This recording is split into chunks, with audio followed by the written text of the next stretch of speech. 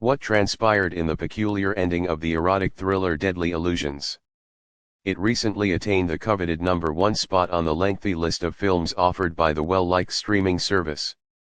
Deadly Illusions, which debuted on March 18 and starred Kristin Davis from Sex and the City, quickly climbed to the top of Netflix's most-watched series over the last week thanks to a compelling story, some steamy sex scenes, and an incredibly surprising surprise finale. What a lead role Davis has as her troubled heroine, Mary, a best-selling mystery author who gets more than she bargains for when she hires a seemingly ideal nanny to take care of her home and children while she works on a new book to make money back from her husband's risky business deal going south. This innocent choice eventually puts the struggling, and strangely, cigar-smoking, mom and author Mary in danger when she has to defend her family from the new babysitter's evil intents.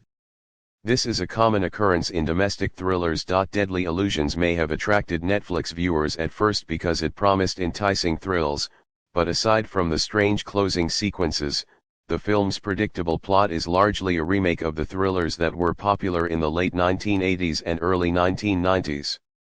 At first glance, the plot of Deadly Illusion appears to be very similar to those of the Michael Crichton adaptation Disclosure, The Hand That Rocks the Cradle, and Fatal Attraction. It tells the same old tale of a temptress breaking into the cozy home of a suburban family, seducing the husband, and hatching a murderous plot against his wife. However, Deadly Illusions' crazy climax distinguishes it as a more odd affair than most typical home thrillers of its type, much like the movie's sex scenes are a little raunchier than anything on offer in the early 90s.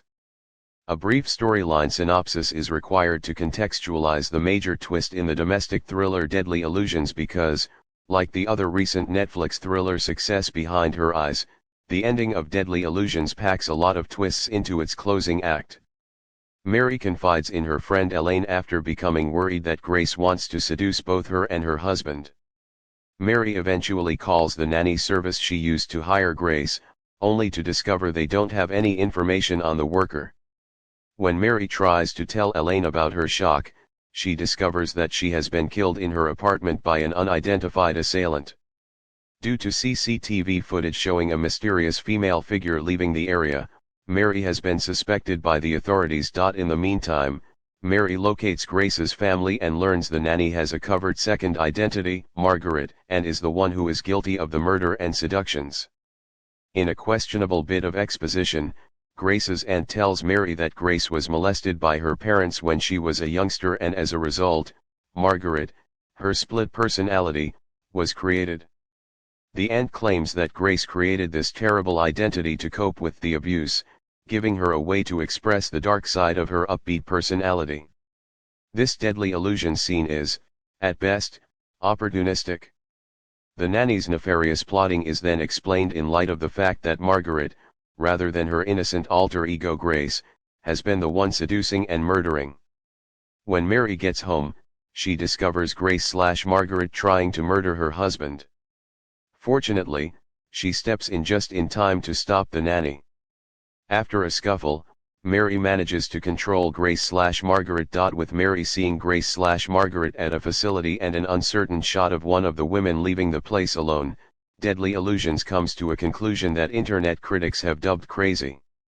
It becomes apparent during the explanation for Grace's difficult childhood that Margaret killed Mary's friend Elaine, not her dominant personality, the well-meaning nanny Grace, but her evil personality.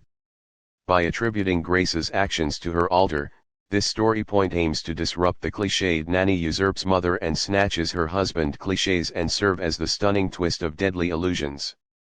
The revelation in the ending, however, plays into a number of regretful myths that have long been disproved and strays far from accurately portraying dissociative identity disorder, such as the inherently dangerous nature of dissociative identity disorder sufferers, or that they form completely new and distinct personalities.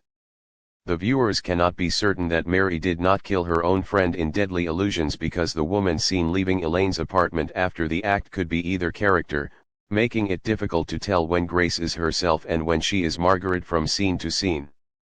Because of how unclear Deadly Illusions is, it's also plausible that Elaine is Mary's imaginary friend and that she never actually existed. This explanation complements another one concerning how the movie ends. Even the most shocking cinematic shocks require some foreshadowing, and Deadly Illusions does offer a tired indication of the plot's direction.